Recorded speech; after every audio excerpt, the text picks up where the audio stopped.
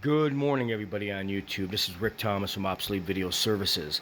It's 6 a.m. in the morning. I am working on this CV skip field videotape transfer I'm doing for a customer.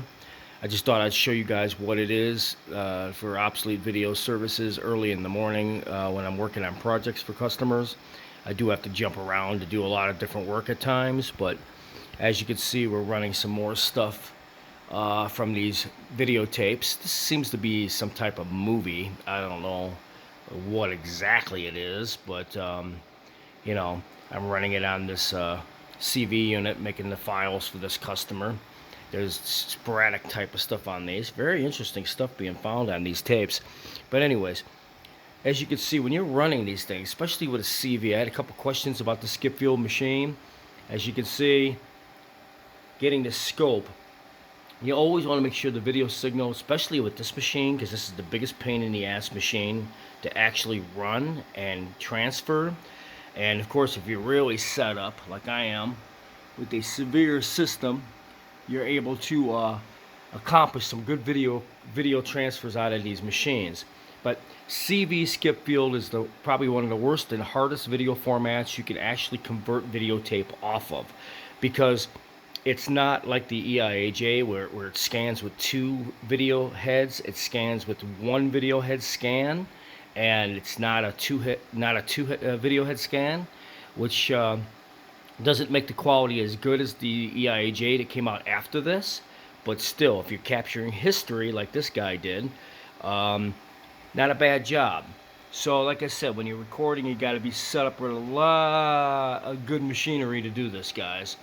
And then, of course, you know, I could capture it to the PC, which is what I'm doing now. And, but anyway, somebody asked me, this was a very good question. In fact, I have to do this with every tape. Okay, when you see that scope, that's the video signal of the image. And if you look, it's not supposed to be in the 100, it's supposed to be in the 100%, but not over 100%, because over 100% saturated, that means the video is way too hot.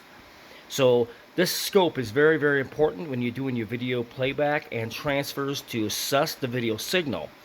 But like with the EIAJs and some of the other standard electronics, that was kind of built into the electronics where it would stay and record at 100% and not really oversaturate on some of the EIAJs. But when it came to the skip field, since this was the very first primitive black and white reel-to-reel video machine, and I do mean primitive, if on the side of the machine, I don't know if you can see this, this is where you set your audio and video when you're recording television.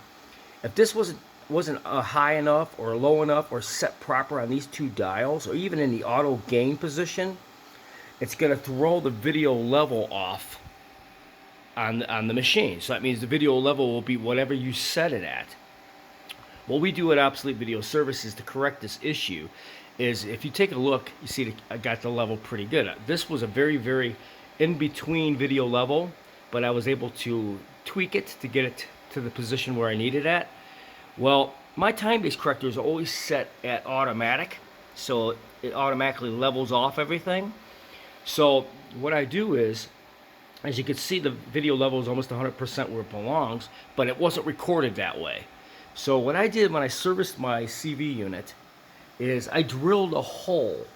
As you can see right here, I drilled a hole in the front of the unit, and there's a little trimmer in there where you could set the video level. I take a screwdriver and I stick it through this hole, and I adjust that video level until I get it to the 100% on the scope.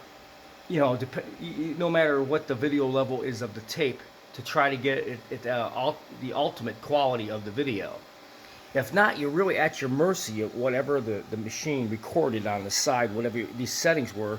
If the video is really low, you're kind of screwed, because you want to be able to actually adjust the video level to get it into the 100% mode.